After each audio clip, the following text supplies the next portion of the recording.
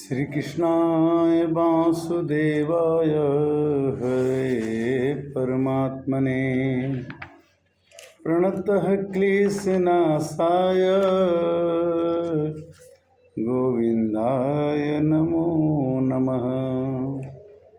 गीता अध्याय 11। भगवान कहते हैं कि यथा प्रदीप्तं ज्वलनं प्रतंगा विसन्ति नासा समुद्रवेगा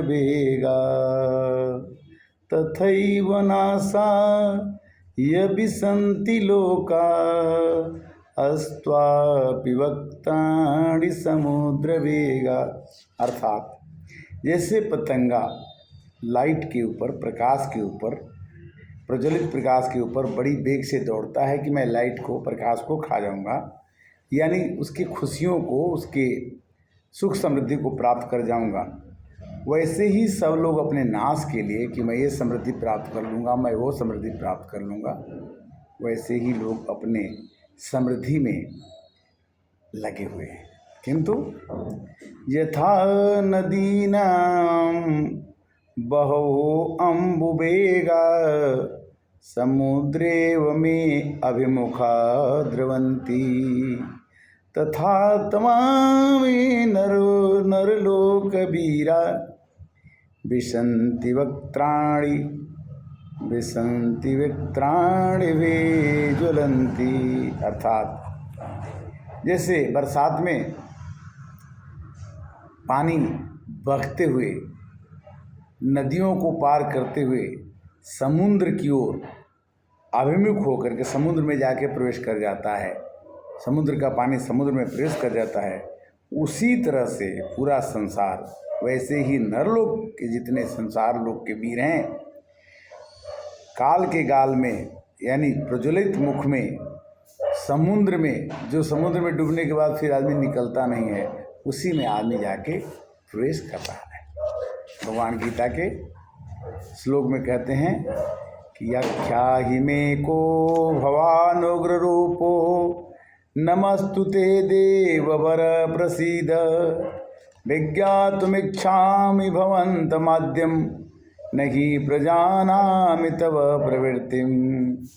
कहते हैं कि मुझे बतलाइए कि आप उग्र रूप वाले कौन हैं। हे देव में श्रेष्ठ, मैं आपको नमस्कार करता हूँ, आप प्रसन्न होइए। आदि पुरुष, मैं आपको विश्व रूप से जानना चाहता हूँ, क्योंकि मैं आपकी प्रवृत्ति को नहीं जानता। ये अर्जुन उनसे कहते हैं और भगवान ने अपना रूप उनको दिखाया, और दिखाने के बाद कहते हैं कि तस्मात् उत्तिष्ठ यशो लभस्व जित्वा शत्रुभुङ्गराज समुद्रम मय्यैव वेत निहता पूर्वमेव निमित्तमात्रं भव सव्यसाचिन्। हे अर्जुन, ये जितने भी लोगों को तुम मारोगे वो मेरे द्वारा पहले ही मार दिए गए हैं, या जितने भी तुम काम करते हो या हम काम करते हैं, या जितनी संसार में जितने लोग भी काम करते हैं, उन कामों का केवल एक रिकॉर्डिंग है, काम तो पहले से ही हो चुका है।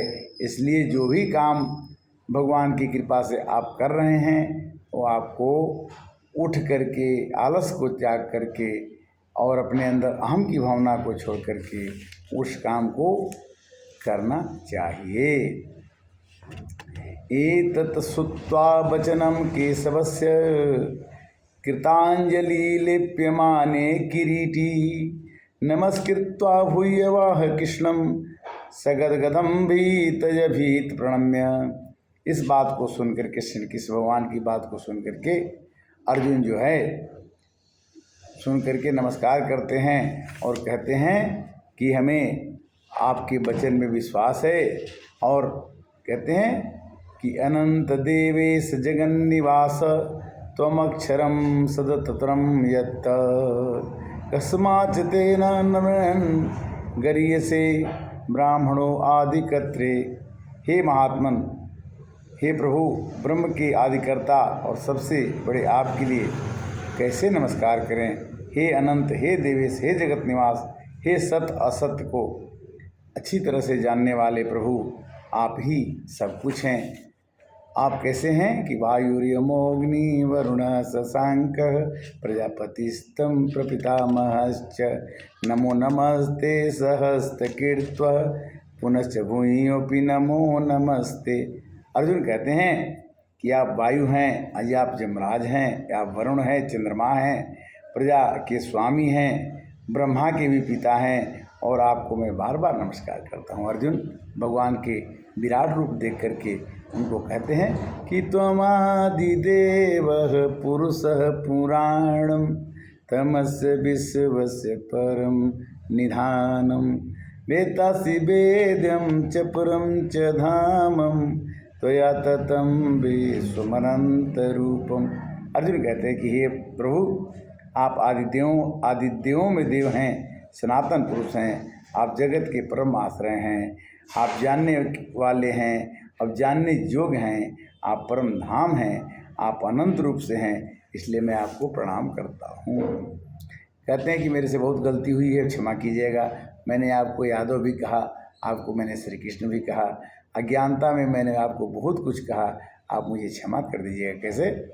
सखेति मत्वा प्रसभं यदुक्तं हे कृष्ण हे यादव हे सखेति अज्ञानता महिमना तवेदं मया प्रसादात् प्रणयेन वापि।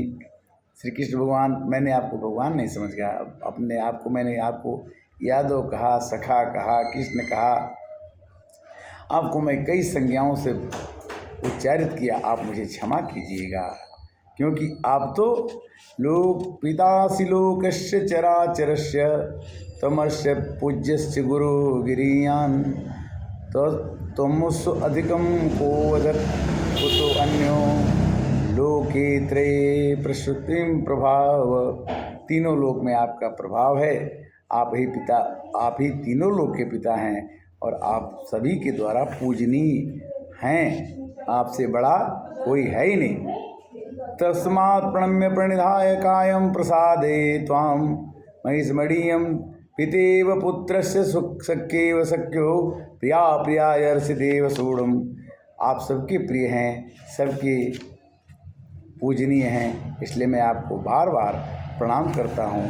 हे केशव, हे जनार्दन, हे श्री कृष्ण, आपको कोई चाहे कि जान जाए, समझ जाए, तो न वेदे न ज्ञाने अध्ययने न दाने न क्रिया भी न तपो अभिरुग्रहे।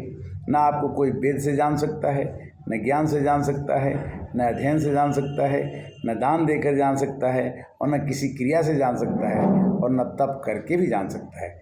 एवं रूप शक्य अहम निर्लोके दृष्टम तुदेन रूपवीरम। आपको देखने के लिए आपकी बिना कृपा के, आपकी माया को, आपके सुख को, आपके प्रभाव को कोई नहीं जान सकता है। महते व्यथा मां च विमूढ़ भावो दृष्ट्वा रूपं घोरमिदं येदं व्याप्ते विप्रतिमनः पुनस्त्वं तदैव मे रूपमिदं प्रपश्य। भगवान ने कहा कि मेरा रूप तो अर्जुन आपने देख लिया, और ये सबको मैं इसको दिखाता नहीं हूँ। इसके देखने के लिए आदमी चाहे कि साधारण आँख से आपका दर्शन कोई कर ले, तो मैं कभी किसी को अपना ये रूप नहीं दिखा पाऊँगा। न हम वेदे न तपसा न दाने न च अज्ञा शक्य वयं बहुविधो दृष्टम दृष्टवानसि माम यथा भक्त्या तन्या शक्यम अहम वे वृदनम ज्ञातम दृश्यम तत्त्वेन पृष्ठम न परंतप। जिस प्रकार तुमने मुझे देखा है, इस प्रकार का चतुर्भुज रूप न वेद से, न तपस्या से, न दान से, न ज्ञान से, हे अर्जुन, यह रूप किसी तरह से देखा नहीं जा सकता। इसको देखने के लिए, तत्व से जानने के लिए, प्रेस करने के लिए, एक ही भाव से प्राप्त होने के लिए मैं शक्य हूँ। जो चाहता है भक्ति से ही मुझको प्राप्त कर सकता है। वो क्या है? मत कर्म कृतम कर्मम मद्भक्तं संग विवर्जितः निर्वैरः सर्वभूतेषु यः स मामेति पांडव। हे अर्जुन, जो पुरुष केवल मेरे लिए ही संपूर्ण कर्मों को करता है, मेरे परायण है, मेरा भक्त है, मेरे संपूर्ण भूत प्राणियों से किसी से बैर नहीं रखता है, वह अनन्य अभियुक्त पुरुष को ही मैं प्राप्त होता हूँ। अगर किसी को किसी से बैर है, वो बैर करेगा तो भगवान को कैसे प्राप्त कर सकता है। भगवान तो कहते हैं कि बैरहीन होना चाहिए, आप पर शक्ति रहित होना चाहिए, आपको किसी प्रकार का गर्व, अभिमान, अहंकार नहीं होना चाहिए। तब भगवान कहते हैं कि हम आपके साथ रहेंगे और हम आपकी मनोकामना को पूर्ण करेंगे। इस तरह से आज अध्याय 11 के कुछ श्लोकों की चर्चा हुई। श्री कृष्णाय वासुदेवाय हरे परमात्मने प्रणतः क्लेशनाशाय गोविंदाय नमो नमः। हरे कृष्णा।